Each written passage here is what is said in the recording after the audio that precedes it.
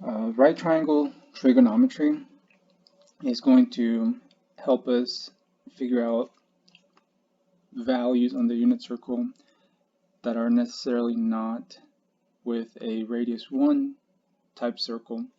But before we get into that, let's talk about how to understand the different sides of the triangle. So in the left picture here, I have a triangle labeled with angles or vertices A, B, and C. Okay, C being the largest angle, which is 90 degrees. So anytime we have the triangle with the little square on the right side, or one of its corners, then we know it's a right triangle. I assume a lot of people know that already. If it doesn't have it, we cannot assume that it is a right triangle. So the side opposite, or the opposite to that angle, is labeled as lowercase letter. That is the side corresponding with that angle. So here we have angle theta. That is perhaps our point of view. It's how we're looking at things. So if we look at the triangle itself with respect to theta, then we're looking at it in this form, right? So b, lowercase b, is the side that is going to be considered adjacent. Okay, so we can say that b is the length adjacent to theta. So b is the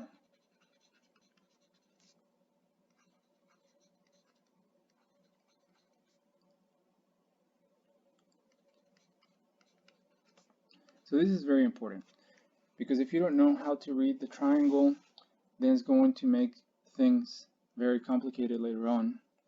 So C will always be the hypotenuse, or the radius of the circle, and I'm going to show you later why. But it is important to know that always there's only one side that's adjacent and then one side that's opposite.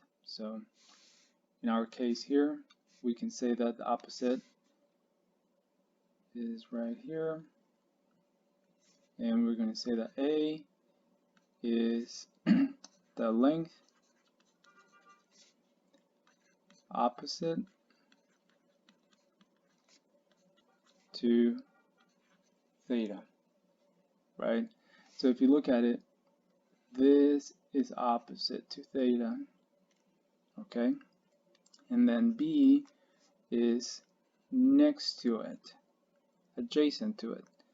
And you can also argue, hey, this is next to it. Yes, but C, or the longest side, has a special value, which is the hypotenuse, right? So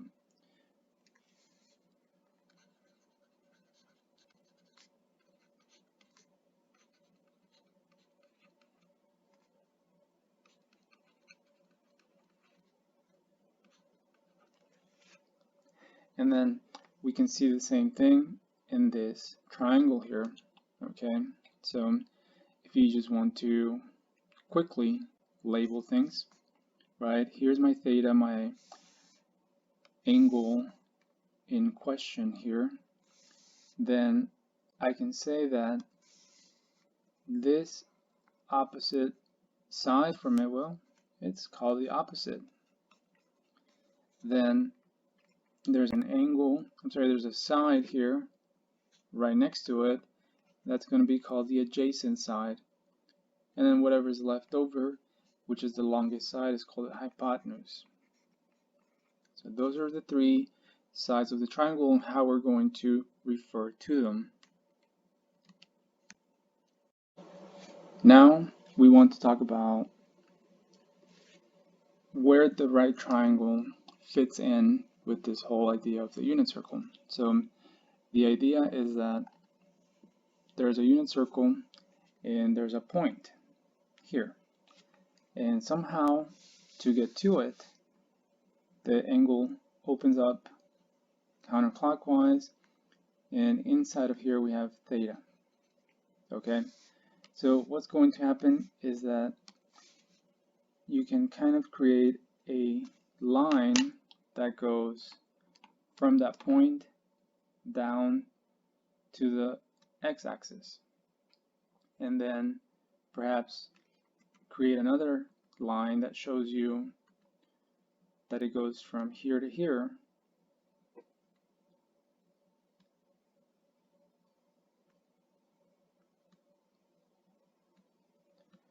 okay? So if you see this, then you realize that, hey, this is some x length, and this is some y length. And hopefully it is understood that it is from here to here, right? From the origin all the way out to that point, and then from the origin all the way up to that point. And the blue line that's left over is considered the radius. So previously we defined sine as the value y. So that was kind of a lie, because it is y over the value of the radius. But because the radius was 1, we just said it was y. But in this case, we want to prep ourselves for the situation where maybe the radius is not 1. It can be any other number, because not every circle that we could encounter has radius 1. So the new definition is going to be this, which is sine of theta is equals to y over r. So don't get too worried about trying to memorize this. Try to understand kind of what I'm showing you. Then cosine of theta was x. In reality, it was x over the radius, but because the radius was 1, we didn't really include it. Okay? But this is the most accurate definition, and the one that we need to truly understand. Then tangent of the argument theta, or angle theta, that one was defined as y over x, right? Given that x is not equal to 0, that was the one that was truly defined as a fraction, and it won't change. So keep going with that definition. Cosecant of theta was previously defined as 1 over y, but the 1 was assumed to be the radius, that was 1. So in this case, we're going to redefine it as r over y, given that y is not 0. Okay, so cosecant in reality is r over y. Then we have secant of the argument theta, and we previously defined it as 1 over x, given that x was not 0, but the 1 again was assuming that the radius was 1. So this right here are the definitions that we should kind of understand where they're coming from. And cotangent was the last one, which was the reciprocal of tangent, so x over y, given that y is not 0. So now that we have all of our 6 definitions defined in terms of this triangle here, which right now may seem kind of confusing, but trust me, it's going to become a little bit more clear in just 1 second. So if you notice, sine is defined as y over r, or we can kind of say this in this form as the opposite side or the opposite length over the hypotenuse. Okay, cosine is x over r, or the adjacent side over the hypotenuse. So these are the lengths of the triangle. So what we're trying to say here is that the angle, depending on which function is evaluating it, can be defined as a ratio of the lengths of the triangle. Okay, so tangent is defined as the opposite over the adjacent. Cosecant is defined as the hypotenuse over the opposite. Secant is defined as the hypotenuse divided by the adjacent length, and then cotangent is the same thing as the length of the adjacent side divided by the length of the opposite. So try to understand those fractions, where they came from, and they all came from this picture here, this right triangle whose angle theta is right here, the length of x, the length of y. And one thing that we want to get really acquainted with is all these definitions, and there's an easy way to do it. There's an acronym, and it goes like this, right? It's something called Soh Cah Toa, and it defines for you the function sine, which is the s, cosine for c, and tangent for t. Well, Sohcahtoa tells you that sine is defined as opposite over the hypotenuse, cosine is defined as adjacent over the hypotenuse, and tangent is defined as opposite over adjacent, which are the three different definitions that I gave you here. So let's see if I can highlight them so that you can see them. So this is very important here, because from this point on you're going to be using these definitions a lot. Okay, so if we can make that very clear, then everything else after this is going to be much easier and you won't suffer that much, if any. Okay, so I'm hopeful that this explanation is going to be very clear and you'll understand where those definitions came from.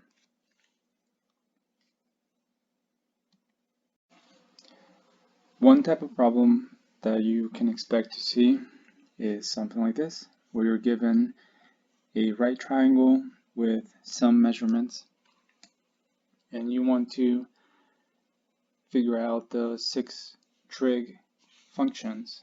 So it's important for you to remember this piece of information where you have the Pythagorean identity, the Pythagorean theorem, which is ax squared plus b squared equals c squared. Well, in this case, we can also view it as x squared plus y squared equals to r squared. So the length of x squared plus the length of y squared is equals to that of the radius. So they're one of the same. So in this problem here, we are missing the length of the hypotenuse. So we have to find out what is the length of the hypotenuse.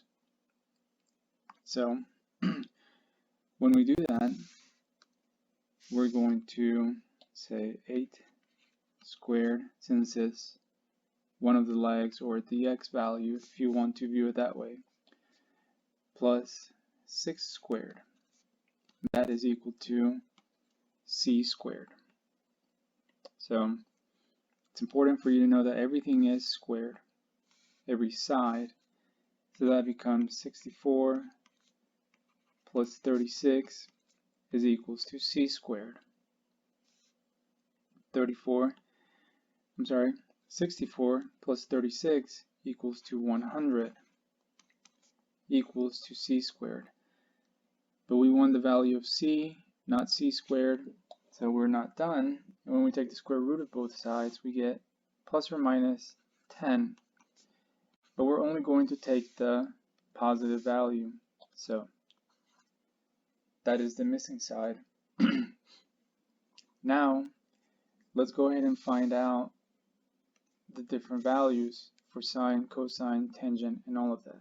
So sine of theta is defined, well, before I even write that up there, let's write the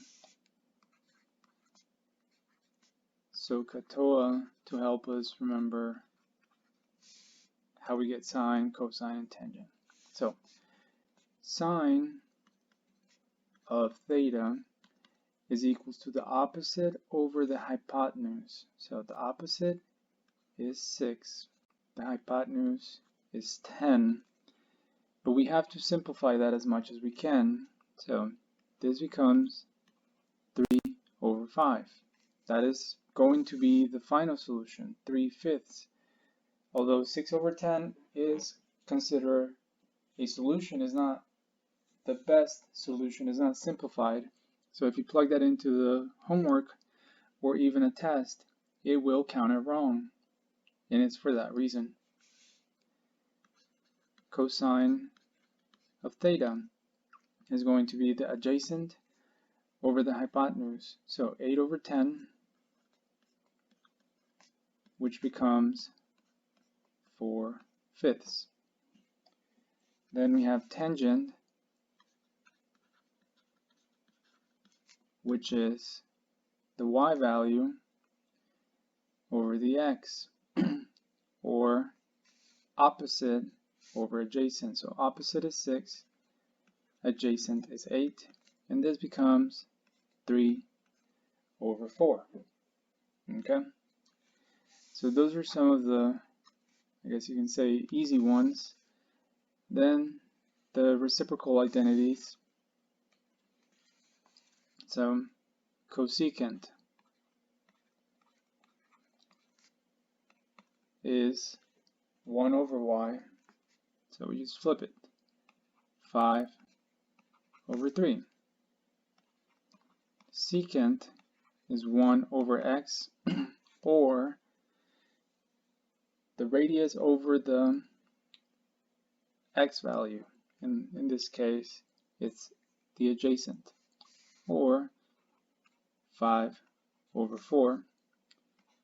And then cotangent is going to be the adjacent over the opposite. So flip tangent. And that's how we find the 6 trig identities, or the 6 trig functions for this specific triangle. We have 2 special cases of triangles, and on the left we have the 45, 45, 90 triangle, which means that one of the angles is 90, the other 2 angles are 45. So what that tells us in terms of geometry is that the measurement of this leg, we can call it some length. I'm going to call it m. And then this length is going to be the same, is going to be equal. Okay, so those 2 lengths are going to be equal because they have the same angle measurement. So if, for example, you let this be equals to 1, has a measurement of 1, then what would be the hypotenuse? Well, going from a squared plus b squared equals c squared, we get the following. 1 plus 1 is equals to c squared. Well, 2 is equals to c squared. And then the square root of 2 is equals to c. So therefore, the hypotenuse is going to have a length of square root of 2. Okay? So if you think, for example, like maybe this angle down here at the very bottom is my theta, and I say, well, what is sine of theta, or sine of 45 degrees? Well, it's going to be opposite over hypotenuse. So 1 over the square root of 2.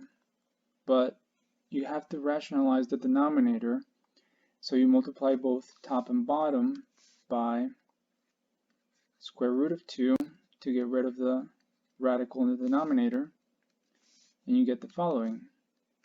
Square root of 2 over 2. So you're going to get the same thing for sine and cosine at 45 degrees. And I think we talked about that in the previous lecture where we showed the unit circle, and we said that at 45 degrees or multiples of 45 degrees, the point was square root of 2 over 2.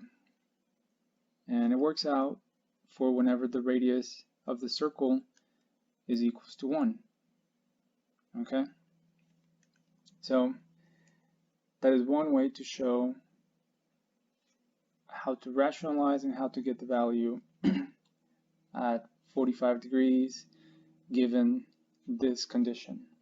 Okay, the second that I want to talk about is, or the second case, is the 30, 60, 90 triangle. And so first, before I do anything, this triangle right here is an equilateral triangle, so it's not a right triangle. So where does the right triangle fit in? Well, it fits in right here. So say that I draw a line from the very top to the base. Hopefully I do a good job at it. And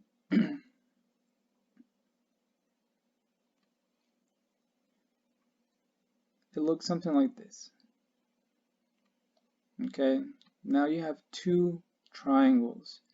Now if I previously had said that I want to let every length be equal to 1, so this is 1, this is 1, and this was 1, take it back, make it a 2. Right? We can pick whatever number we want, so long the explanation works.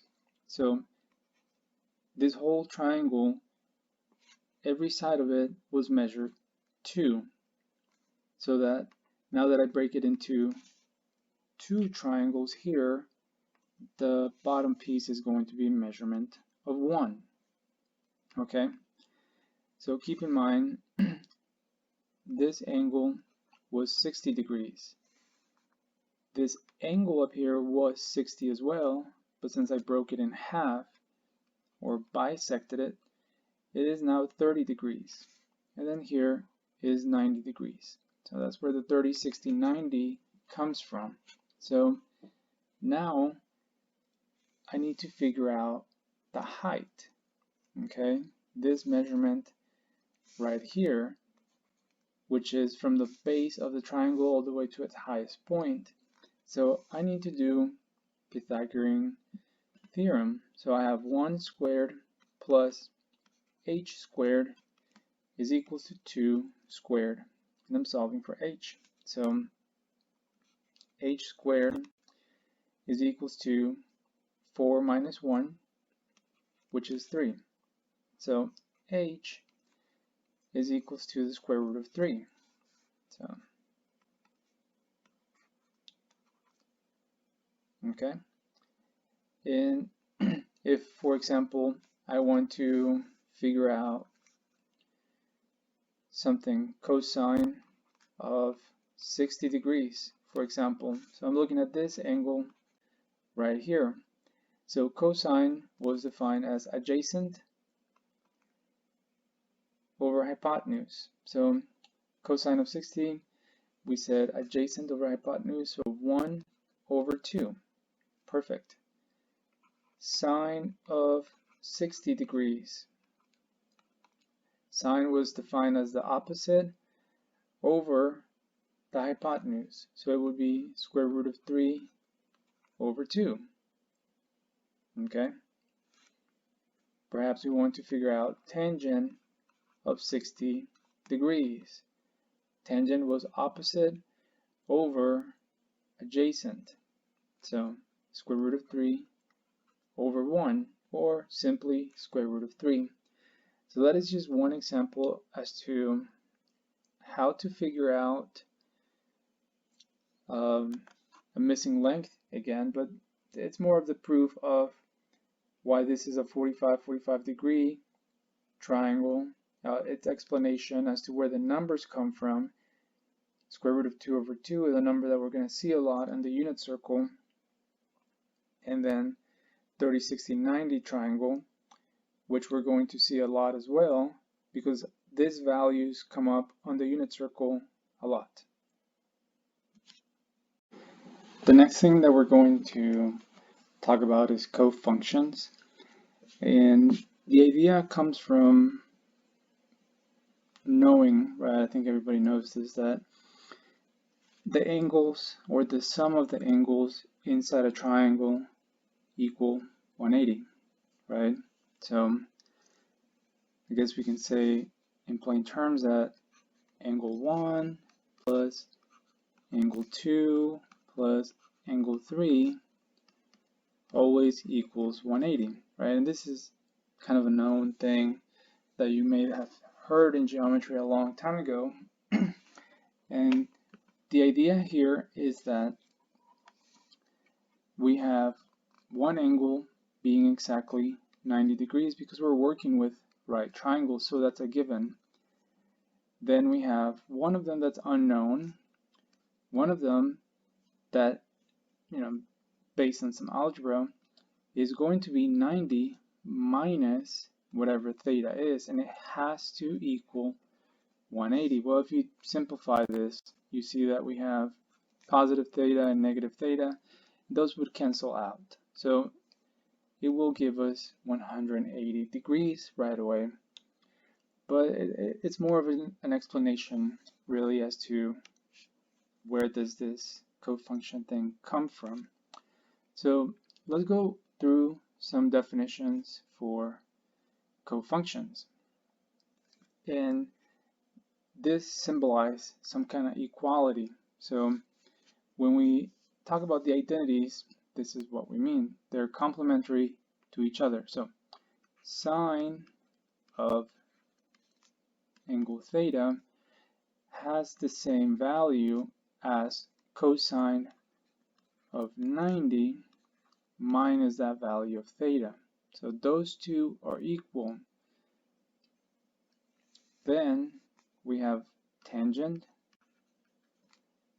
of theta is equal to cotangent of 90 degrees minus theta.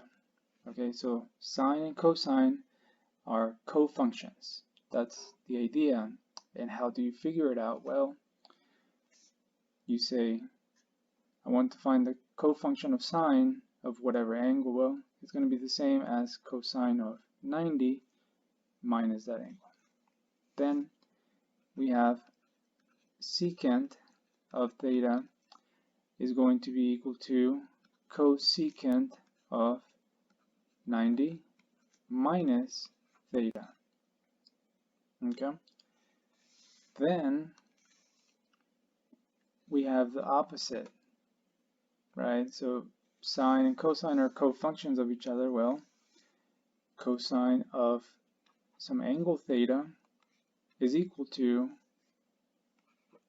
sine of 90 degrees minus theta, and so on, right? So cotangent of theta is equal to tangent of 90 degrees minus theta, and then cosecant of theta is equal to secant of 90 degrees minus theta.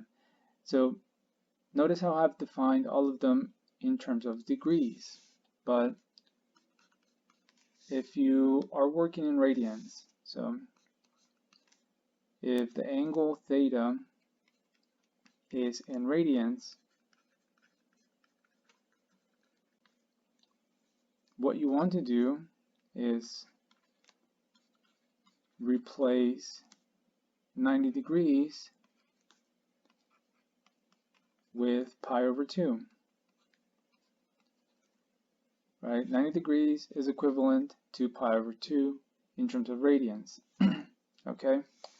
So let me do a quick example as to what I mean. For example, I want to figure out the cofunction of sine of 10 degrees. Well, I'm going to figure out from the list that the cofunction of sine is cosine at 90 minus 10 degrees. So it gives me cosine of 80. Okay? So sine of 10 degrees has a cofunction of cosine of 80. Okay? Let me do another small example here if I have enough room. Let's do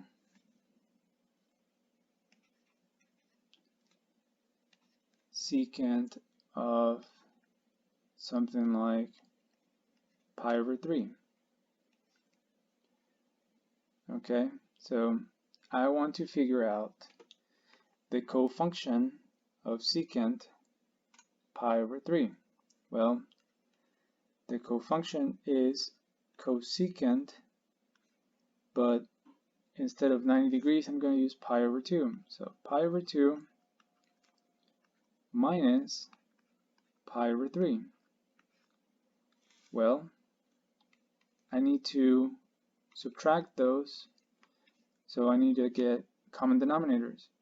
So 3 pi over 6 minus 2 pi over 6, right? And if you got lost, all I did is multiply top and bottom by 2, multiply top and bottom by 3, and we get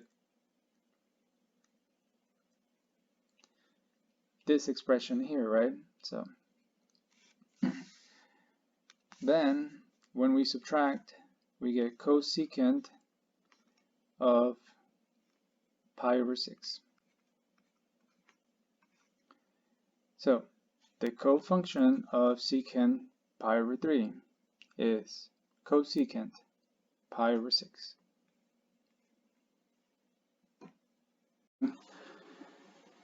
The last part of the material here for 4.3 is that we want to use the knowledge that we've kind of gathered from right triangles and apply them to real-world scenarios. So the idea is that we need to be careful with how we read the problem and try to understand how to create a picture to help us solve the problem. So it's always going to be from the point of view of one point, or the observer, which is this point right here. And so whenever you talk about something is however many units away, then we're talking about straight across or the x distance. Then we can reference another point or an object by saying that the angle of elevation or is above the observer, right? So we understand that this is counterclockwise direction. And so angle of elevation is related to counterclockwise orientation. And then if you talk about another object being below the observer, or if we mention the angle of depression, it just means that the other point is going to be clockwise in that direction. So it's important when we're trying to build our triangles so that we place the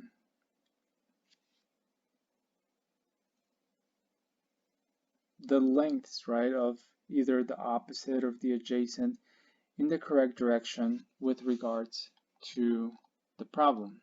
Okay, once we do that, then we can get a better picture for what we're doing. So